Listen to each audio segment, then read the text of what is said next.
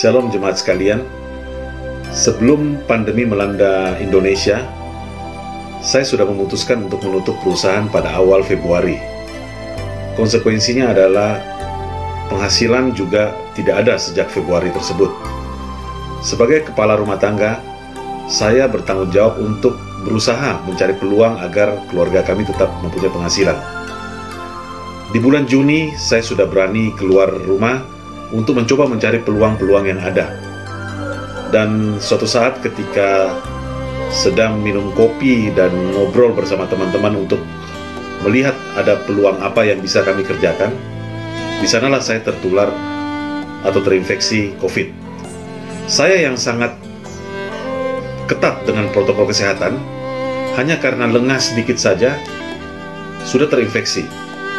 Jadi ketika minum kopi, saya tetap memasang masker, dan ketika minum saya melepas, kemudian memasangnya kembali. Dan dari seluruh teman-teman yang hadir di tempat itu, hanya satu orang yang tidak memakai masker, ya duduk di samping saya. Dari sanalah saya tertular atau terinfeksi dari COVID ini.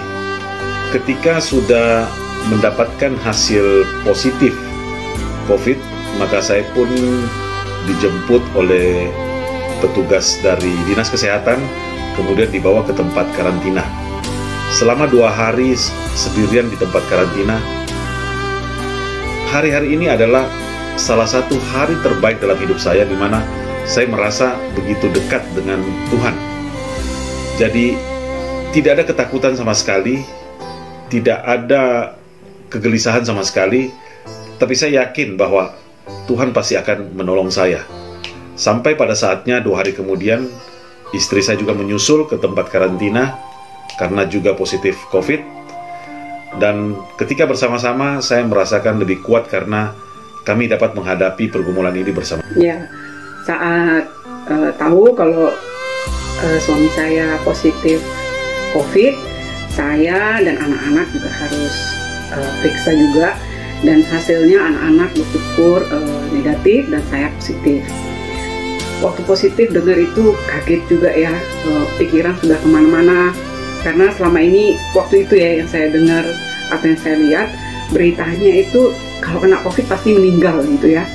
Tapi mengucap syukur untuk para hamba Tuhan, teman-teman, juga jemaat yang sudah mendoakan, menguatkan keluarga saya dan suami boleh tetap semangat menjalani karantina sampai hasil COVID kami negatif. Kemudian setelah saya renungkan lebih dalam lagi, mengapa saya yang harus terinfeksi? Mengapa saya yang begitu ketat dan disiplin terhadap protokol kesehatan, justru kenapa saya yang harus terinfeksi? Kemudian saya mendapatkan jawaban bahwa Tuhan mengizinkan saya untuk terinfeksi COVID supaya saya tahu cara penanganannya. Saya tahu cara melawan dan juga tahu bagaimana prosedur-prosedur dari pemerintah untuk membantu masyarakat yang terinfeksi COVID. Sehingga begitu banyak teman ataupun jemaat yang menelpon saya bisa membantu dan memberikan informasi. Dan bukan hanya di Bali, dari Jakarta, Surabaya, Malang, dan Makassar pun juga beberapa orang menelpon saya, dan dengan sukacita saya bisa memberikan informasi bagaimana cara untuk dengan tenang menangani penyakit ini. Dengan saya ya, jadi kalau ada teman yang terkena COVID, kita bisa sharing bagaimana istirahat yang cukup, minum vitamin, dan jangan stres ya, terutama ya. Tapi memang nggak mudah sih, kita kan enteng ya ngomongnya, tapi memang itu ya, kita tidak boleh stres. Dan hati yang gembira adalah obat. Demikianlah sharing dari keluarga kami. Tuhan Yesus memberkati. Selamat Natal. Jemaat yang terkasih, bahkan di dalam setiap pencobaan yang sangat berat pun, Tuhan masih bisa menjadikan kita berkat untuk orang lain. Jadi tidak ada alasan bagi kita untuk tidak menceritakan tentang Yesus kepada orang lain. beritakanlah kedatangan Kristus kepada semua orang. Tuhan memberkati.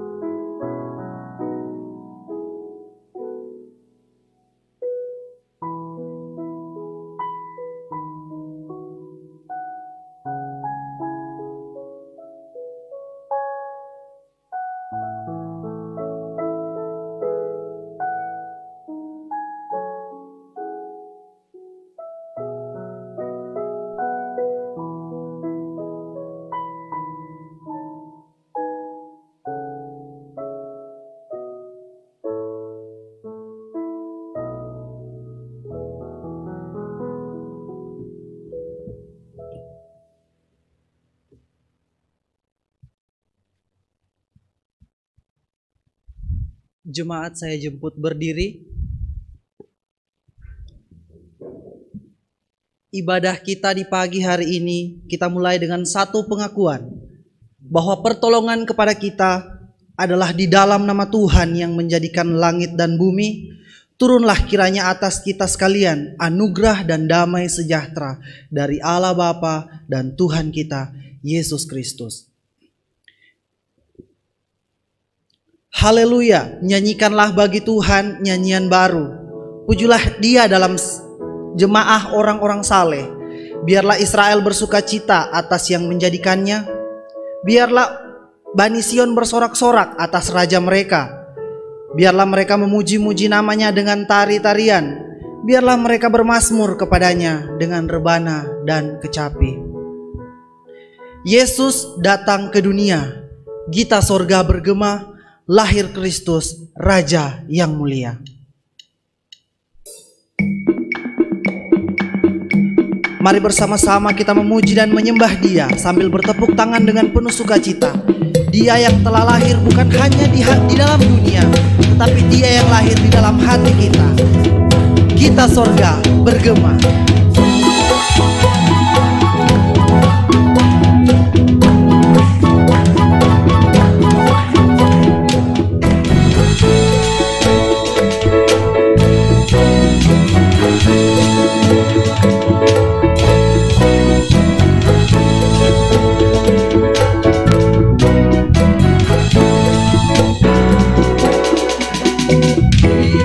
Sorga bergema,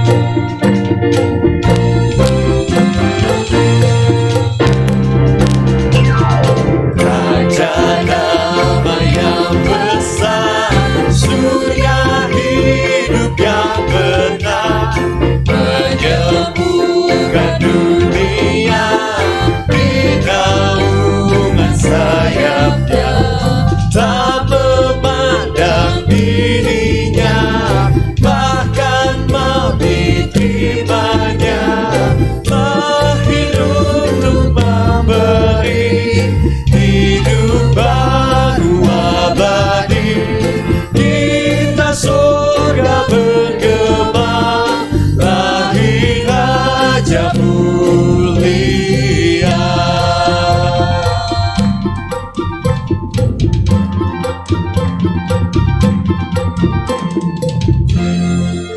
Jemaat, saya persilakan duduk kembali. Firman Tuhan dalam Matius 11 ayat 28 berkata, "Marilah kepadaku semua yang letih lesuh dan berbeban berat, aku akan memberikan kelegaan kepadamu."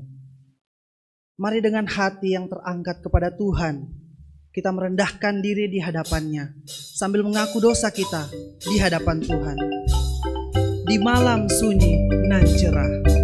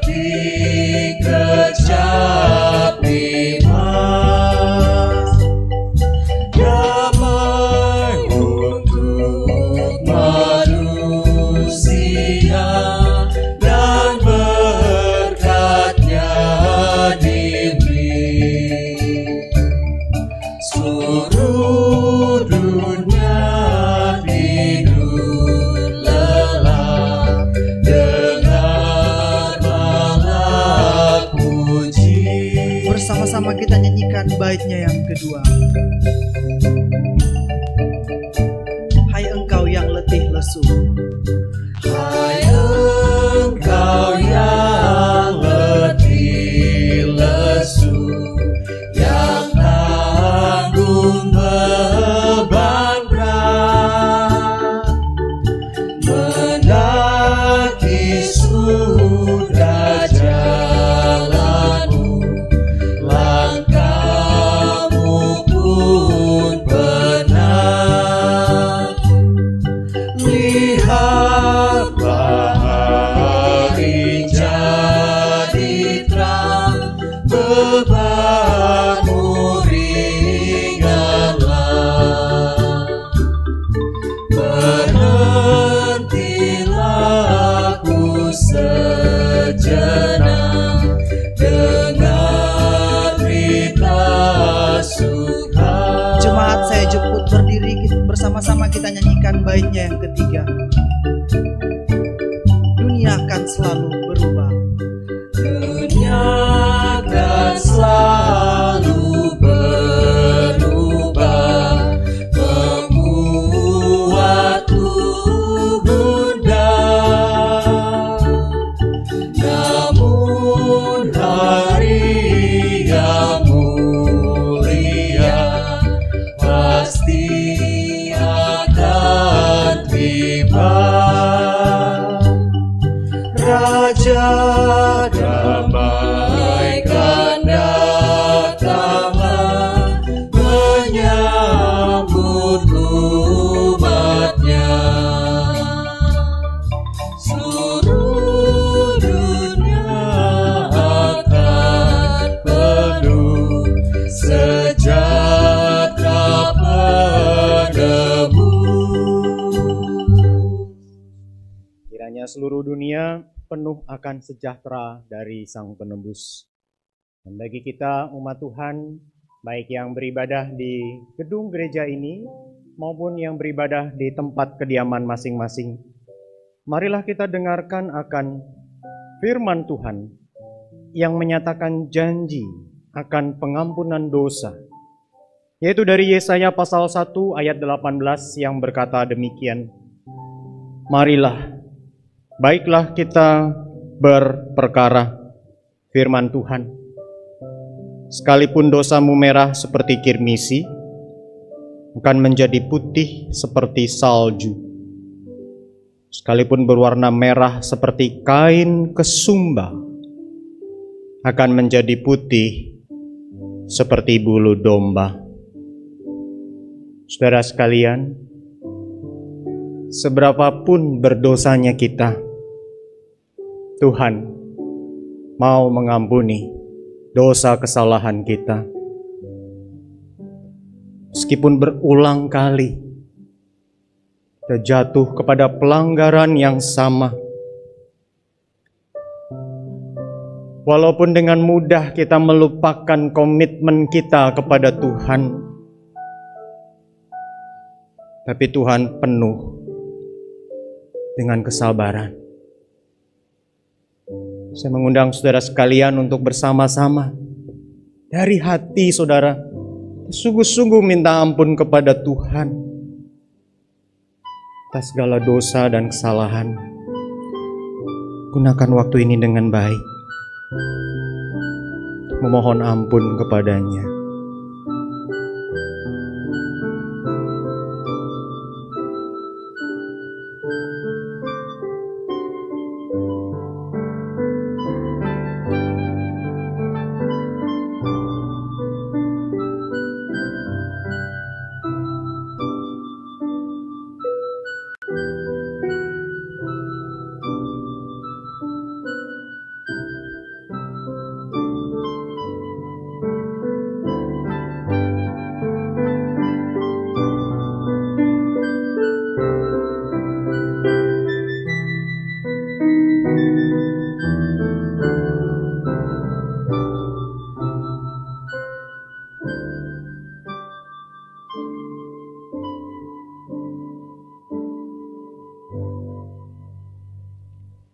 Datang kembali kami di hadapan-Mu dengan apa yang ada pada diri kami, di mana ya Tuhan, setiap kami belum tentu dengan sungguh kami datang dengan keseriusan dan kesungguhan di hadapan-Mu. Dan kalau kami jujur di hadapan Tuhan, di mana sebenarnya tidak ada ruang bagi kami untuk kami bersembunyi saat ini di hadapan-Mu, tak ada lagi yang bisa kami lakukan kecuali kami benar-benar mohon ampun kepada Tuhan. Di Advent yang ketiga, di hari yang ke-13 pada bulan ini, di mana kami menuju kepada Natal yang entah sudah keberapa kali kami boleh jalani. Tetapi seringkali apa yang sudah kami jalani berkali-kali ini menjadi sesuatu yang tidak lagi menggetarkan hati kami, tidak lagi membuat kami sungguh ingin untuk terus mendapatkan Engkau lebih dalam dan lebih dalam lagi, karena semua ini menjadi begitu biasa. Ampunilah kami Tuhan, yang sebenarnya tidak ada hal lain yang dapat kami katakan selain kami datang kepadamu memohon pengampunan, karena bahkan kami sendiri bisa tidak menyadari kalau kami sudah melanggar firman-Mu. Maka hanya oleh karena belas kasihan-Mu saja kami kembali mendapat pengampunan, tetapi juga kami tahu dan kami sungguh minta anugerah-Mu sehingga selepas dari ibadah ini kami kembali menjadi generasi muda, kaum dewasa yang semakin sungguh-sungguh hidup di dalam Tuhan. Bahkan kalau hari ini kami akan oleh anugerah-Mu Tuhan menyaksikan 3 keluarga menyerahkan anaknya untuk dibaptis, kiranya kami diingatkan sebagai satu keluarga untuk dapat terus membawa anak-anak kami, cucu kami untuk semakin mengenal Tuhan. Sehingga dengan demikian tiada yang lain, tetapi Natal yang menjadi bukti akan kepedulian Allah itu semakin nyata di dalam kehidupan keluarga kami dan gereja kami, di tengah-tengah masyarakat kami. Shalom yang sejati, pengharapan yang sejati melalui Kristus itu sungguh semakin menjadi realitas dalam kehidupan ini. Terpujilah nama Tuhan. Engkaulah yang punya kerajaan dan kuasa dan kemuliaan. Di dalam nama Tuhan Yesus Kristus kami mohon ampun, kami mohon anugerah-Mu dalam nama Tuhan Yesus. Amin. Saudara sekalian, bagi kita yang sudah mohon ampun kepadanya, di dalam nama Yesus Kristus ada pengampunan atas dosa. Dan apapun yang terjadi, saudara, di badai topan dunia saat ini maupun nanti, Tuhan perlindungan kita. Kendati goncang semesta, Tuhan perlindungan kita.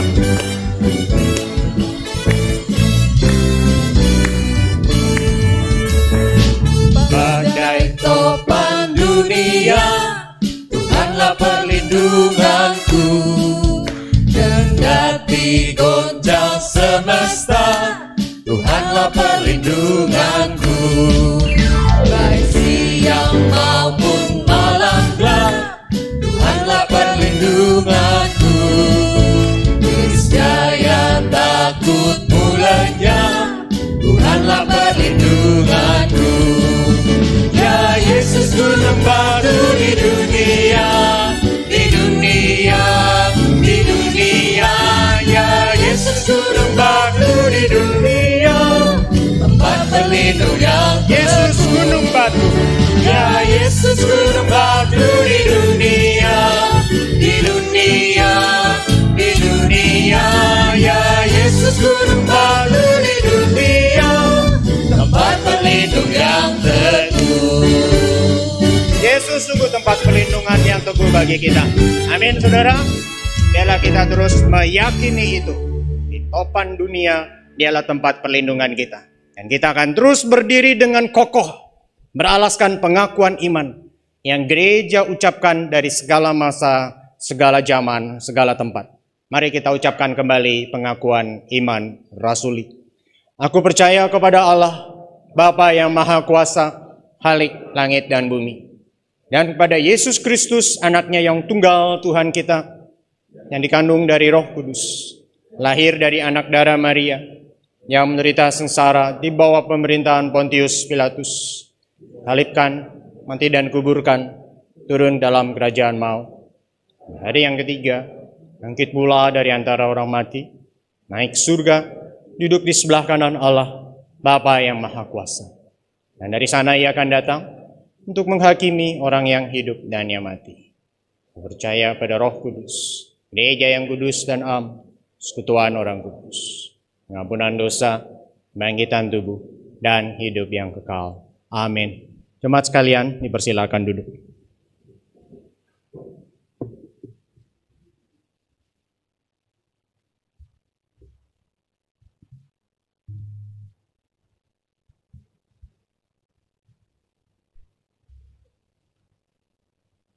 Kita akan mempersiapkan diri untuk mendengarkan firman Tuhan. Tuhan Yesus telah datang ke dunia dan membawa kabar sukacita. Kabarnya adalah kita semua layak dan berharga di hadapan Tuhan. Haruskah kabar itu berhenti di dalam kita? Tentu saja tidak. Mari kita mempersiapkan diri menerima sabda Tuhan. Dengan iman kita yakin bahwa kita akan menjadi berkat dimanapun kita berada, dan kita meneruskan kabar yang telah diberikan kepada kita. Hai, siarkan di gunung, di bukit, dan di mana juga. Sambil bertepuk tangan kita mengangkat pujian ini bersama-sama dengan penuh sukacita.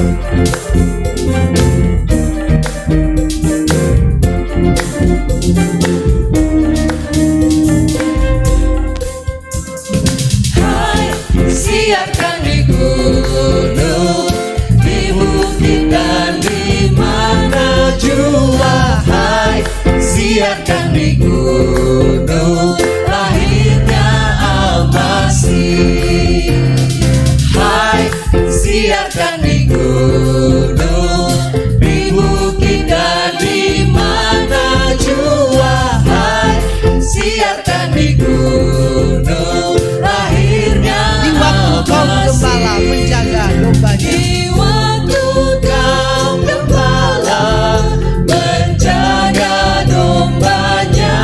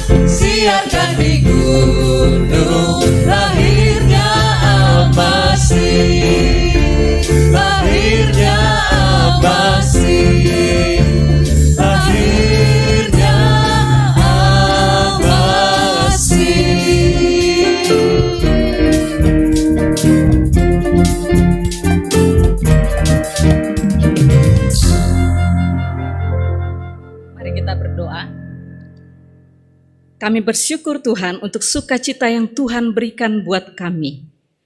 Ketika kami boleh ada dalam ruangan ini menjadi satu respon kami mengasihi Tuhan. Dan ketika kami berada di ruangan, di rumah kami masing-masing pun, ini menjadi satu respon yang baik kami terhadap Tuhan. Engkau begitu baik buat kami, dan Engkau menjadi terang kami yang sejati. Terima kasih Bapa. Hari ini kami akan mendengarkan firman Tuhan. Kami percaya Engkau akan memberkati pemberitaan firman Tuhan hari ini.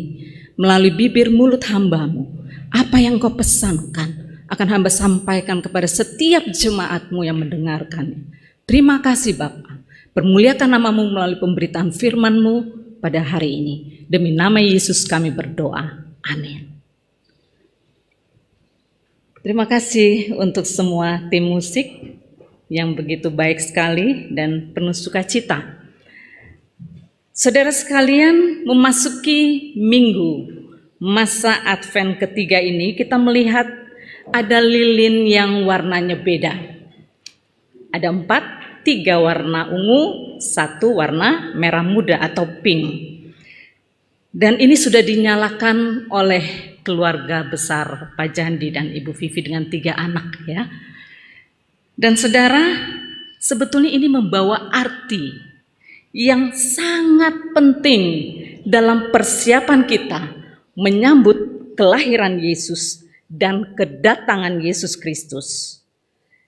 Dan itu harus dilakukan dengan penuh rasa sukacita kepada Tuhan. Dan saya sangat menikmati pujian dari awal, di mana ada nada-nada yang penuh dengan sukacita. Irama-irama yang menyuarakan sukacita itu. Bahkan kalau kita lihat kostum para pemain musik, singer, semuanya menunjukkan sukacita. Betapa sukacitanya dalam menyambut, dalam mempersiapkan kedatangan Tuhan. Dan sebenarnya saudara, kalau kita lihat dalam ruangan kita ini pun juga ada saatnya minggu pertama ornamen Natalnya hanya minim, minggu kedua ditambah lagi, dan sampai minggu ketiga ini apalagi nanti minggu keempat. Semua menandakan bahwa persiapan kita menyambut, merayakan hari kelahiran Yesus, sungguh-sungguh ada sukacita yang tidak bisa dibendung. Amin. Kurang kuat. Amin. Ya, yang di rumah juga ya, pasti ada amin semuanya. Saudara, semakin mendekatnya hari Natal, di mana-mana sudah ada hiasan di rumah kita, di mal-mal, di hotel-hotel, di mana saja sudah begitu banyak hiasan Natal yang dilakukan. Begitu indahnya, begitu semaraknya, begitu meriahnya, begitu menariknya. Dan itu dilakukan karena apa? Karena ada sukacita itu. Sukacita menyambut hari Natal, hari di mana Yesus datang ke dunia. Nah, apakah dalam kondisi pandemi ini kita tetap memiliki sukacita untuk menyambut Natal itu?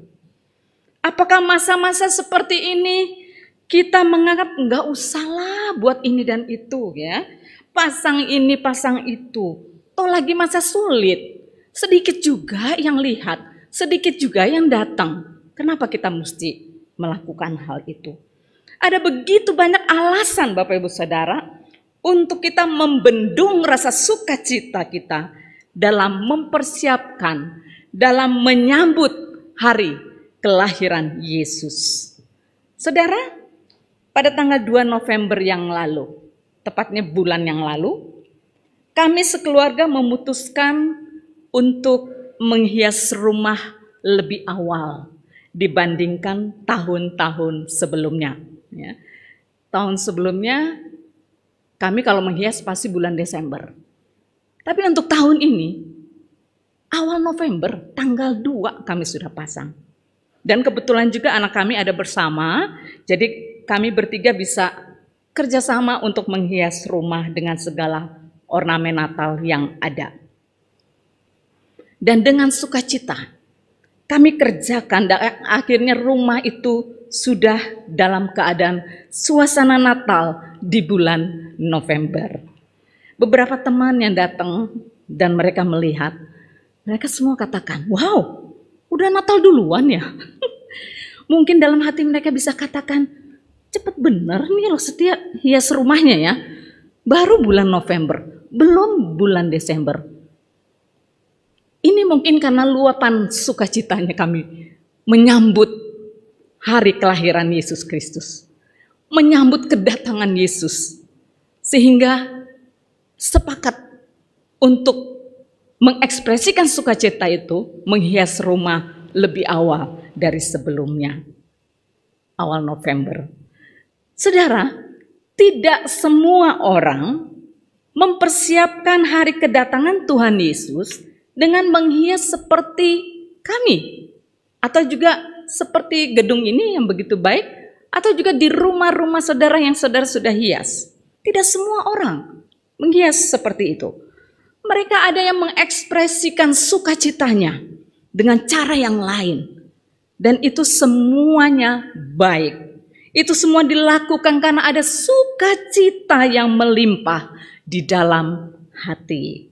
Nah, hari ini kita sama-sama akan membuka bagian firman Tuhan, bahwa ternyata ada persiapan yang lebih penting untuk kita dalam menyambut hari Natal, hari kedatangan Tuhan Yesus Kristus.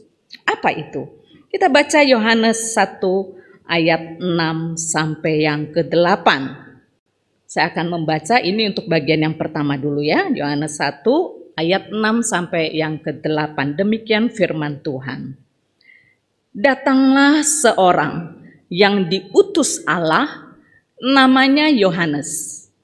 Ia datang sebagai saksi untuk memberi kesaksian tentang terang itu, supaya oleh dia semua orang menjadi percaya.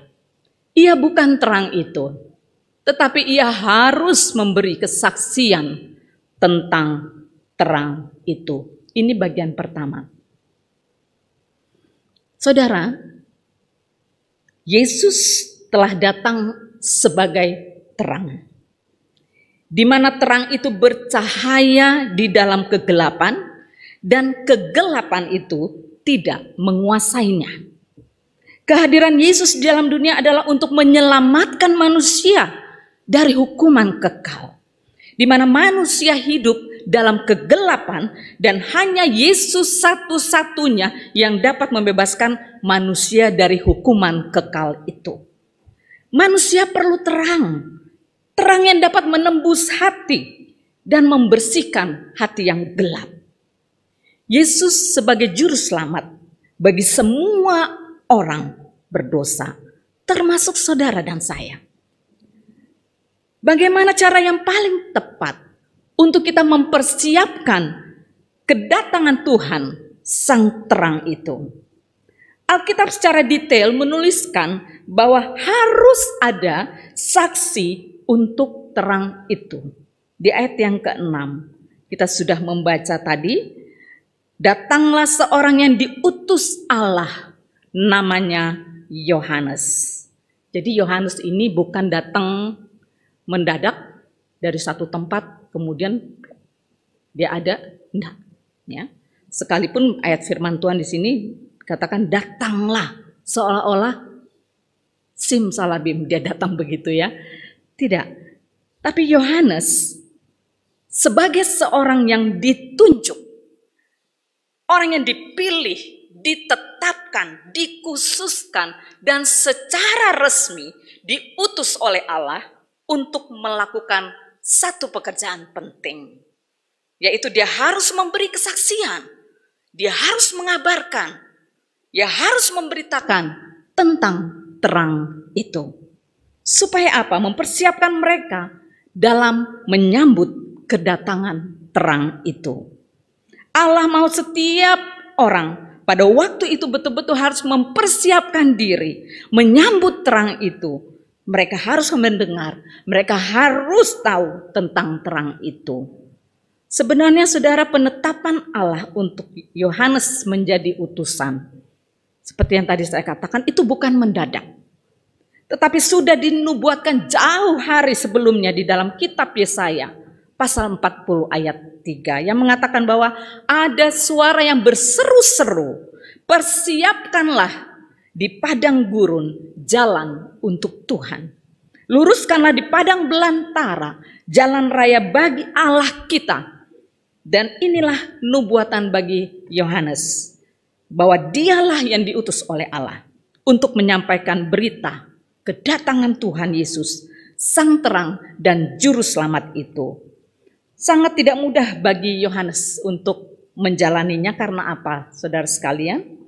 Sudah kurang lebih 400 tahun firman Tuhan sudah tidak terdengar di Israel. Masa-masa itu umat Israel mengalami banyak tekanan dan penderitaan. Karena itulah mereka sangat merindukan Tuhan kembali untuk berbicara kepada mereka dengan mengirim nabi-nabinya. Nah, saat itulah muncul Yohanes untuk menyuarakan suara kenabian itu. Dan otomatis umat Israel yang sudah 400 tahun menantikan kedatangan seorang nabi sangat-sangat antusias untuk mendengarkan apa sih yang disampaikan oleh seorang Yohanes. Saudara, ketika Yohanes berkhotbah, dia bukan berkhotbah di rumah-rumah ibadah seperti kita saat ini. Dia bukan berkhotbah di tempat-tempat pertemuan, tapi dia berkhotbah di padang gurun. Tempat yang begitu panas dan terik, debu dan jauh dari tempat tinggal masyarakat. Tapi dia menyuarakan suara kenabian itu. Menyatakan bahwa terang itu akan datang. Dan saudara, saya bisa bayangkan ketika dia berada di satu padang gurun. Dia jauh dari penduduk masyarakat. Tapi kenapa ya? Kok bisa dari mana-mana semua pada berdatangan ketika mendengarkan Yohanes berbicara. Dan itulah cara yang ajaib dari Tuhan. Bagaimana Tuhan bisa memakai Yohanes untuk menyuarakan bahwa meluruskan jalan yang ada, di mana terang itu akan datang, dan dia harus sampaikan, dia beritakan itu. Dan semua mereka keluar dari tempat keberadaan mereka dan mereka mendengarkan apa yang Yohanes katakan. Apa yang Yohanes saksikan itu sesuai dengan apa yang dialami dari terang itu. Yohanes sebagai saksi untuk terang itu, dia mengalaminya. Dia paham betul tentang Yesus yang adalah terang itu. Saya berpikir benar juga ya saudara ya. Seseorang harusnya tahu dan dia melihat serta mengalaminya sebelum dia menjadi saksi. Supaya yang diucapkan itu adalah benar dan bukan sebagai saksi dusta. Makanya di dalam sebuah pengadilan yang menjadi saksi itu harus orang yang benar-benar bisa berkata jujur, bisa berkata benar, bukan sebagai saksi dusta yang sering kita jumpai. Yohanes atas otoritas Tuhan, atas utusan dari Tuhan, resmi diutus oleh Tuhan, dia harus berkata yang sebenarnya tentang terang itu. Bahwa terang itu sudah datang dan terang itu ada di antara kita. Saudara, otoritas Allah yang mengutus Yohaneslah yang memampukan dia memberi semangat bagi Yohanes untuk menyatakan tentang terang itu. Sehingga dari berbagai penjuru mereka datang.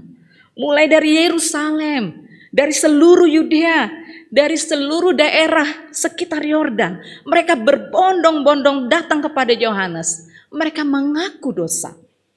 Bahkan mereka mau dibaptis oleh Yohanes. Mungkin kalau untuk zaman now ini, kehadiran Yohanes betul-betul dicari orang, dinantikan orang, ditunggu-tunggu orang. Dan mereka semua pasti greget banget untuk mendengarkan apa yang Yohanes sampaikan. Seperti yang kita alami mungkin ya, masing-masing kita punya favorit. Favorit mungkin dengan hamba Tuhan, favorit dengan pengajaran yang bagaimana ya, sehingga tekun sekali untuk mencari, tekun sekali untuk melihat dan juga mendengarkan apa yang kebenaran apa yang akan disampaikan. Nah, demikian juga orang-orang itu berbondong-bondong datang kepada Yohanes. Mereka mau mendengar seruan demi seruan yang dia lakukan. Dan ingat bahwa pesan khotbah Yohanes, pesan seruan seorang Yohanes, itu adalah memberi kesaksian tentang terang itu. Dengan tujuan supaya semua orang menjadi percaya, mengaku dosa, dan memberi diri dibaptis. Yohanes nggak boleh seenaknya khotbah tentang hal lain. Ya. Beda dengan kita sekarang gereja-gereja di mana semua khotbah dengan tema-tema yang berbeda-beda ya. Tapi kalau Yohanes, dia nggak ngomong yang lain, saudara. Dia hanya bicara tentang Yesus itu, terang itu sudah ada. Hanya itu saja. Karena dia yang dipakai oleh Tuhan untuk menjadi saksi akan terang itu. Dan tidak ada pemberitaan lain yang disampaikan oleh Yohanes selain menyampaikan berita kebenaran itu. Sebenarnya inilah yang harus menjadi bagian setiap pemberita Injil ataupun firman Allah. Seorang yang mau menyaksikan, memberitakan firman Allah, itu nggak bisa asal bicara, Bapak Ibu Saudara. Tapi harus betul-betul sesuai dengan isi hati Tuhan. Apa yang Tuhan taruh padanya. Dan Yohanes, dia melakukan yang terbaik dengan pesan Tuhan yang khusus untuk dia sampaikan. Yohanes sebagai saksi terang itu, yaitu saksi dari Yesus Kristus. Nah saudara, ini bagian pertama. Bahwa Yohanes betul-betul diutus oleh Allah untuk menjadi saksi terang itu. Nah untuk bagian yang kedua, kita akan membaca bersama di Yohanes 1 ayat 19 sampai 28. Saya akan baca ya. Dan inilah kesaksian Yohanes ketika orang Yahudi dari Yerusalem mengutus beberapa imam dan orang-orang Lewi kepadanya untuk menanyakan dia, siapakah engkau? Ia mengaku dan tidak berdusta, katanya, aku bukan Mesias. Lalu mereka bertanya kepadanya, kalau begitu siapakah engkau? Elia. Dan ia menjawab, bukan. Engkaukah nabi yang akan datang? Dan ia menjawab, bukan. Maka kata mereka kepadanya, siapakah engkau? Sebab kami harus memberi jawab kepada mereka yang mengutus kami. Apa katamu tentang dirimu sendiri? Jawabnya, akulah suara yang berseru-seru di padang gurun. Luruskanlah jalan Tuhan. Seperti yang telah dikatakan Nabi Yesaya. Dan di antara orang-orang yang diutus itu, ada beberapa orang Farisi. Mereka bertanya kepadanya, katanya, mengapakah engkau membaptis jikalau engkau bukan Mesias, bukan Elia, dan bukan Nabi yang akan datang? Yohanes menjawab mereka, katanya, aku membaptis dengan air, tetapi di tengah-tengah kamu berdiri dia yang tidak kamu kenal, yaitu dia yang datang kemudian daripadaku. Membuka tali kasutnya pun aku tidak layak. Hal itu terjadi di Betania, yang di seberang sungai Yordan, di mana Yohanes membaptis. Saudara, saatnya Yohanes untuk menyatakan, untuk menyaksikan siapa dirinya. Karena orang-orang bertanya, siapa sih kamu ini Yohanes? Siapa? Mereka bertanya, bahkan bisa jadi ada yang menduga kalau Yohanes itu Mesias. Yohanes itu adalah nabi yang dijanjikan. Mereka mengira dia adalah Elia. Tapi dugaan itu semua ditepis oleh Yohanes. Dia sadar bahwa dia hanya sebagai utusan Tuhan Allah. Saksi yang harus menyaksikan tentang Yesus, sang terang itu, dan Yohanes. Dia tidak mengklaim, dia tidak mengidentikan dirinya sebagai Mesias atau sebagai nabi atau sebagai Elia ataupun sosok nabi eskatologis yang akan datang. Saudara, ketika para imam, orang-orang Farisi dan Yerusalem datang padanya menginterogasi untuk mengklarifikasi identitasnya, dia hanya mengatakan di ayat yang ke-23, "Akulah yang berseru-seru di padang gurun. Luruskanlah jalan Tuhan," seperti yang dikatakan Nabi Yesaya. Sebagai saksi Tuhan, utusan Tuhan, Yohanes harus berbicara jujur dan tidak berdusta. Dia hanya mengatakan bahwa ia sebagai utusan Tuhan, utusan yang mempersiapkan umat untuk menyambut Yesus. Dan Yohanes tidak mengambil kesempatan untuk dia lebih dikenal dan terkenal. Karena dia tahu statusnya di hadapan Tuhan. Dia sadar bahwa Tuhan harus diutamakan dalam kesaksian hidupnya.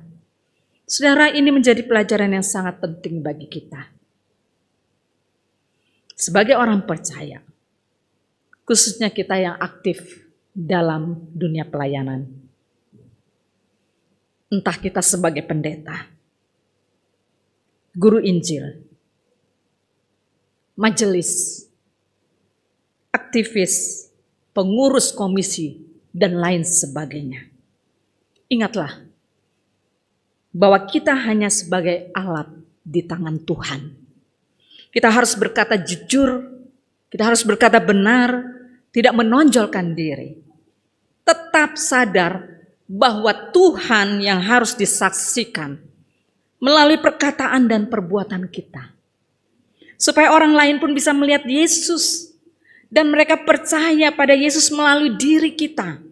Apa yang kita lakukan, apa yang kita katakan, perbuatan apa yang kita berikan bagi orang-orang yang ada di sekitar kita. Mereka juga bisa percaya pada Yesus melalui kehadiran kita. Semua yang kita lakukan tidak lebih dari kesaksian kita yang mengantarkan orang lain kepada Tuhan. Sang firman yang adalah terang itu.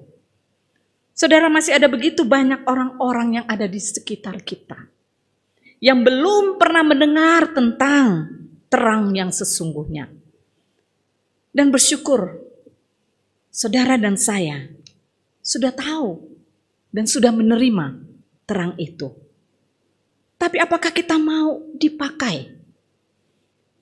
Apakah kita mau diutus oleh Tuhan untuk mempersiapkan kedatangan Tuhan Yesus dengan menyaksikan kepada orang lain tentang terang itu?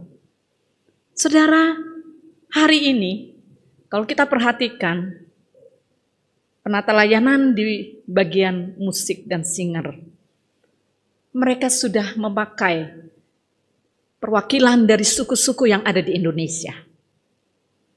Dan ini menjadi satu pesan penting buat kita. Bukan hanya sebagai tontonan, oh bagus banget ya, pakai pakaiannya begitu indah. Bukan seperti itu. Tapi ada pesan sebagaimana bagian firman Tuhan ini untuk menjadi terang di suku-suku di mana Tuhan tempatkan kita berada. Mereka tadi ada yang menggunakan pakaian dari suku Toraja. Ya. Ada juga menggunakan dari suku Bali, suku Rote. Ya. Ada juga dari suku Jawa dan juga Makassar. Saudara, sebetulnya kalau misalnya hari ini kita semua bisa pakai pakaian dari suku-suku itu sangat indah sekali ya. Dan itu sebagai rasa antusias kita untuk menjadi utusan Allah, menjadi terang. Tidak hanya di tempat di mana kita berada, tapi di luar di mana kita berada pun kita bisa dipakai oleh Tuhan untuk menjadi terang. Saudara, saya berpikir, sebenarnya Tuhan nggak usah pakai kita, manusia juga bisa ya. Dia kan Tuhan. Dia bisa pakai batu-batu untuk bisa meneriakkan tentang suara kebenaran itu. Tapi dia mau manusia yang sudah menerima terang itu pun dapat melanjutkan terang itu, menyaksikan kepada orang-orang lain. Dan tentu atas otoritas Tuhan. Nah, yang menjadi pertanyaan, di mana kita bisa menjadi terang? Di mana kita bisa diutus untuk menyaksikan terang itu? Apakah di keluarga kita? Saudara bisa berpikir, keluargaku udah semuanya nggak ya percaya Yesus? Keluargaku tuh udah semuanya nggak? Keluarga inti mungkin sudah. Tapi di situ ada tante, ada om, ada keluarga-keluarga yang lain. Apakah mereka semua sudah percaya pada Yesus? Mereka belum mendengar tentang terang itu. Nah, kitalah yang akan dipakai oleh Tuhan untuk bisa menjadi saksi dari terang itu bagi mereka. Apakah kita bisa menjadi terang di sekolah kita, di tempat kuliah kita, di tempat pekerjaan kita, tempat bisnis kita, di mana saja sebetulnya kita bisa dipakai oleh Tuhan untuk menjadi saksi bagi terang itu. Nah, saudara, ingatlah bahwa dunia membutuhkan berita baik tentang terang itu. Masih begitu banyak orang yang belum mendengar tentang terang itu. Mereka membutuhkan terang itu. Dan seandainya kita berada di satu tempat, lokasi, lingkungan, keluarga yang belum percaya kepada Tuhan, yang belum tahu tentang terang itu, apakah kita bisa berpangku tangan? Apakah kita cuma bisa, oh itu nanti aja Tuhan aja yang langsung plek, bikin dia selamat? Gak bisa gitu, saudara. Kita mesti bergerak, kita mesti maju, menjadi saksi dari terang itu. Seperti Yohanes dipilih, dikhususkan, diutus secara resmi oleh Tuhan untuk menjadi saksi bagi terang itu. Karena terang itu adalah terang yang membuka mata kita. Terang yang membuka hati kita. Dan membuka pikiran kita pada satu kebenaran. Yaitu kebenaran yang menyelamatkan. Kebenaran yang memberi pengharapan yang pasti. Dan terang itu hanya ada di dalam Yesus Kristus. Di luar terang itu tidak ada keselamatan. Dan ini kita mesti imani. Karena itu kita harus mengasihani di luar sana orang-orang yang belum percaya kepada terang itu. Inilah yang sangat penting dalam persiapan kita untuk merayakan hari kedatangan Yesus Kristus. Yaitu menjadi saksi untuk terang itu. Supaya semakin banyak yang mendengar dan diselamatkan. Dan melalui firman Tuhan hari ini, Bapak Ibu Saudara, Tuhan menunggu respon kita dalam menyambut hari Natal 2020 ini. Apakah kita mau menjadi saksi untuk terang itu? Amin. Mari kita berdoa. Bapa di surga, kami bersyukur oleh karena Engkau sebagai terang yang sejati dalam hidup kami. Terima kasih Tuhan untuk kehadiran Engkau di dunia ini. Untuk menyelamatkan setiap orang. Dan di dalamnya itu ada kami semua. Terima kasih oleh karena kami dipilih oleh Tuhan. Ditetapkan oleh Tuhan. Untuk memiliki terang yang sejati. Memiliki keselamatan yang pasti di dalam Yesus Kristus itu. Dan Tuhan taruh di hati kami untuk kami juga bisa menjadi saksi dari terang itu, yaitu Engkau sendiri. Beranikan diri kami untuk menyatakan siapa terang itu yang memberikan keselamatan bagi setiap orang. Dan Tuhan tolong kami, kalau kami belum melakukan hal ini, sepulangnya dari tempat ini Tuhan, kami berdoa Engkau berikan roh keberanian itu buat kami, untuk kami berani menyaksikan terang itu. Terima kasih Bapa, kami bersyukur untuk firman Tuhan yang hidup ini, dan kami akan menghidupinya di dalam kehidupan kami. Demi nama Yesus kami berdoa, Amin. Kita akan memberikan tanda ungkapan syukur kita melalui persembahan. Persembahan bisa diberikan melalui transfer ke bank atau ke kode QR yang tersedia. Sambil mengucap syukur, mari bersama-sama kita mengangkat pujian Mary's Boy Child.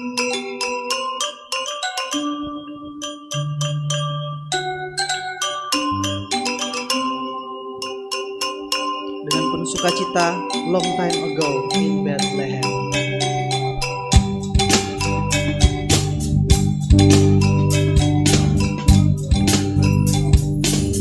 Long time ago in Bethlehem, so the Holy Bible say, Mary's boy child, Jesus Christ, was born on Christmas Day.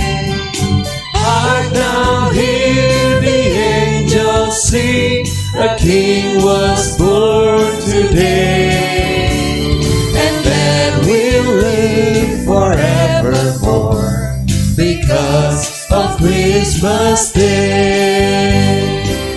The shepherds watch their flocks by night, they see a bright new shining star.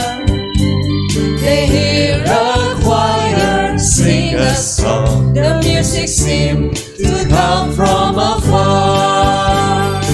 Hark now, hear the angels sing, a King was born today, and then we'll live forevermore because of Jemaat saya cukup berdiri bersama-sama. Hark now here. Hark now, hear the angels sing, a King was born today, and then we'll live forevermore because of Christmas Day.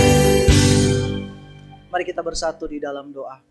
Tuhan Bapa kami di surga, kami mengucap syukur dalam kesempatan ini Engkau menuntun setiap pelaksanaan ibadah ini dari awal pertengahan hingga saat ini. Kami percaya Tuhan, ibadah ini tidak akan terlaksana tanpa campur tangan Tuhan. Dan kami percaya apapun yang kami lakukan hari ini berkenan di hadapan Tuhan.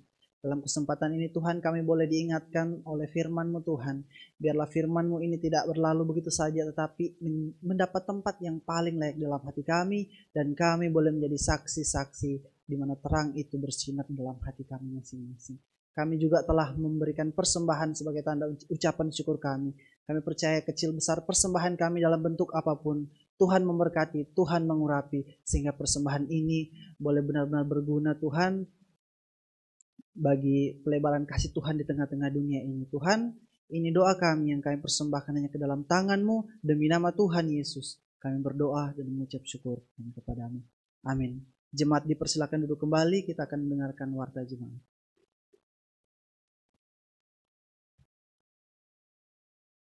Saudara, bersyukur sekali hari ini kita memasuki Minggu Advent yang ketiga. Dan seperti telah saya sampaikan sebelumnya, Advent pertama nuansa musiknya oriental, Advent kedua nuansa musiknya kontemporer, Advent ketiga nuansa musiknya tradisional Indonesia, dan minggu depan nuansa musiknya adalah orkestra, saudara. Jadi kiranya dengan semua hal itu sungguh boleh mendatangkan sukacita dan menjadi sebuah pujian, saudara, yang memuliakan Tuhan. Tuhan berikan kepada gereja kita ini talenta, karunia dari jemaat Tuhan. Kiranya terus ini menjadi sarana kita membangun ibadah yang memuliakan Tuhan dan menjadi berkat bagi banyak orang. Dan dalam kaitan dengan Natal, maka saudara, minggu depan ada yang spesial, yaitu apa? Natal anak-anak. Saudara, ketika memasuki Minggu Advent, mungkin kita tidak menyangka seperti apa ya Natal di masa pandemi. Tidak seperti biasanya. Tetapi justru di masa pandemi ini, Natal yang dirayakan oleh anak-anak menjadi sebuah Natal yang spesial. Kok bisa spesial? Mari kita saksikan video klip berikut ini. Duduk sendiri, Mami pergi, Daddy pergi. Mami, Daddy, Uncle, Auntie, Susu, Naina, jangan lupa ya. spesial, jadi jangan lupa menemani anak-anak. Spesialnya apa coba? 1. Dirayakan online. 2. Dirayakan bersama orang tua di rumah. Sampai jumpa di acara Natal Sekolah Minggu. Bye-bye. Bye-bye. Bye-bye. Bye.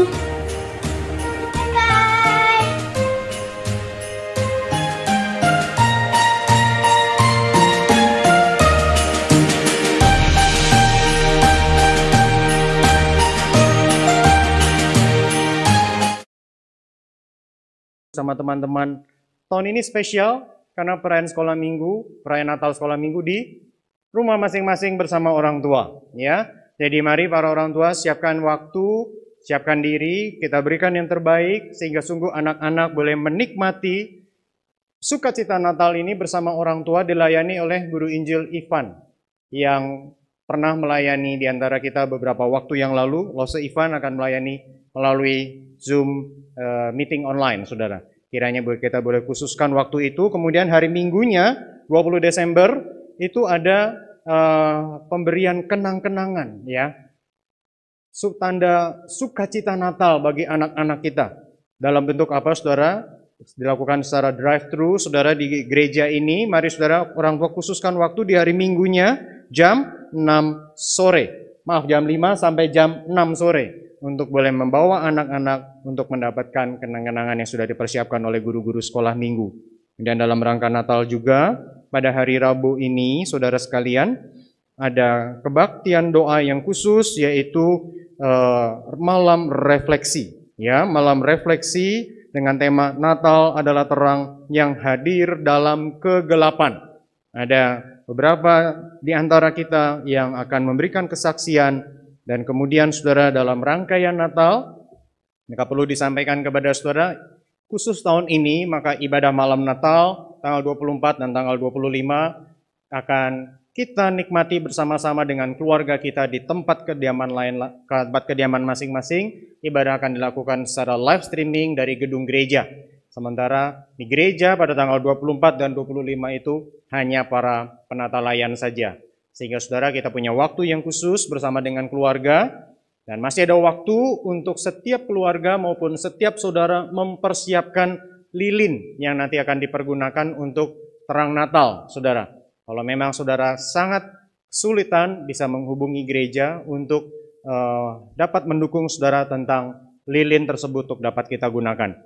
Dan kemudian warta yang lain dapat saudara saksikan dalam warta tertulis. Hari ini ada tim dari Panitia Natal diwakili oleh rekan-rekan kita dari Roger melakukan kunjungan ke Desa Plage, saudara. Itu adalah bentuk dari saksi akan terang Kristus di tengah-tengah masyarakat. Saudara, mengapa pada hari ini? Karena memang setelah diatur begitu rupa, waktu yang tersedia bagi mereka adalah hari ini. Jadi ada utusan dari teman-teman Roger yang semestinya pada waktu sekarang ini 11.15, 11.20 mereka masih melakukan pelayanan. Mereka sudah berangkat dari pagi tadi dan nanti kita akan dukung upaya mereka. Memang tidak mungkin lebih banyak rombongan hadir karena ini masa pandemi. Dibatasi, sangat sedikit yang hadir utusan kita. Tetapi biarlah ini tidak mengurangi kesadaran kita, ya. Bukan hanya mereka yang melakukan, kiranya ini boleh membangkitkan kesadaran kita bahwa kita pun perlu menjadi terang bagi Kristus yang sudah lahir. Seperti tadi, firman Tuhan yang telah disampaikan dan dikotbahkan oleh Lause Cynthia. Kiranya itu boleh mengingatkan kita. Mari saudara, kita bangkit berdiri. Dan pada hari ini saudara, Angel, Christina Angel yang melayani di antara kita dan hari ini sebagai singer, 6 hari yang akan datang akan kembali ke Jakarta untuk selamanya. Karena setelah menyelesaikan masa studi, maksudnya karena sudah selesai kuliah, akan kembali ke Jakarta bersama dengan orang tuanya, tepatnya di Tangerang, ya, Angel, ya. Kita bersyukur untuk pelayanan Angel selama ini di Pemuda, di gereja kita bersama dengan rekan-rekan di Jimbaran maupun rekan-rekan di Kuta ini, maupun juga banyak pelayanan yang lain. Tahun lalu bersama-sama mengerjakan pelayanan Natal Dan kiranya Tuhan terus menyertainya. Mari kita doakan Angel, kita juga doakan pelayanan di Plaga, kita juga doakan beberapa jemaat yang dalam pergumulan karena sakit. Mari kita berdoa. Tuhan, kami bersyukur untuk anugerah-Mu bagi Christina Angel. Tuhan sertai dia di dalam masa-masa penyelesaian akan tugas akhir, penelitian yang sudah dan sedang dikerjakan, berkati, sehingga sungguh Tuhan ini boleh menjadi hal yang bukan hanya prasyarat kelulusan, tetapi menolong Angel untuk semakin mengerti akan rencana Tuhan, akan apa yang dapat dia lakukan untuk lebih memuliakan Tuhan secara nyata di dalam kehidupannya, di dalam profesi yang Tuhan percayakan kepadanya di kemudian hari. Berkati dia dan kasih karunia yang sudah Tuhan nyatakan melaluinya. Kiranya terus boleh kami syukuri itu, dan kami mohon Tuhan yang juga berkati dia sehingga dimanapun Angel berada menjadi berkat. Demikian pula dengan tim dari Panitia Natal, rekan-rekan kami dari Roger, Aling, Pak Ricardo, dan juga beberapa rekan yang menjadi utusan.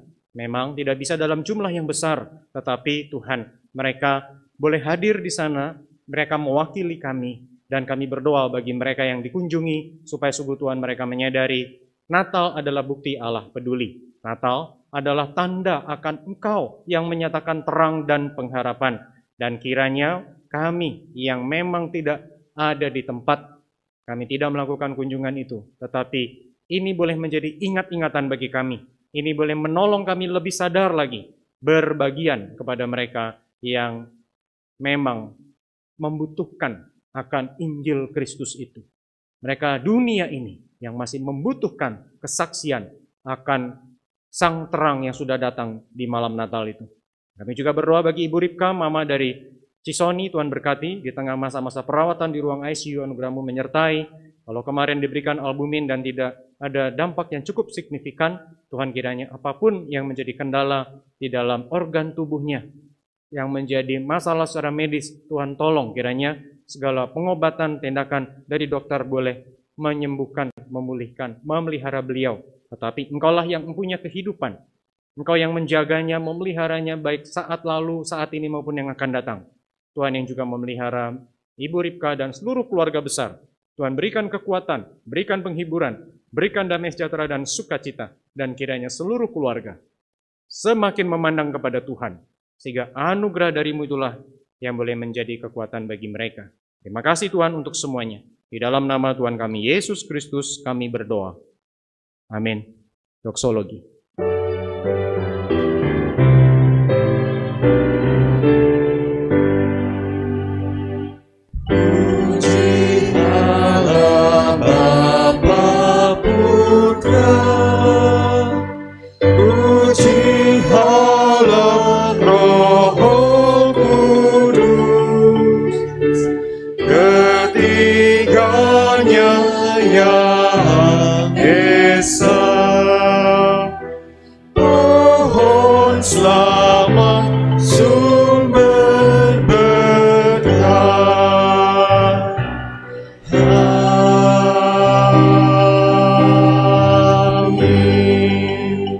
Saudara, kiranya kita terus-menerus menjadi saksi bagi kemuliaan-Nya. Arahkanlah hati saudara kepada Tuhan dan terimalah akan berkat-Nya ini.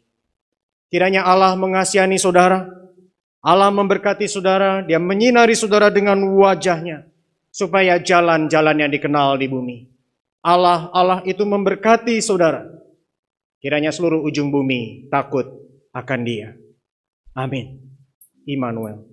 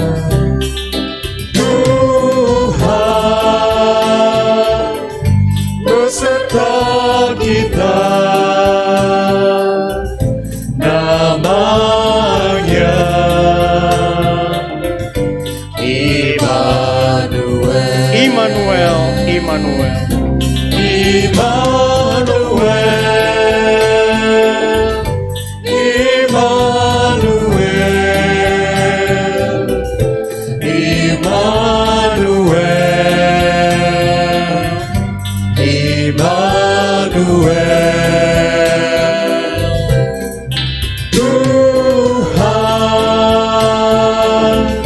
beserta kita,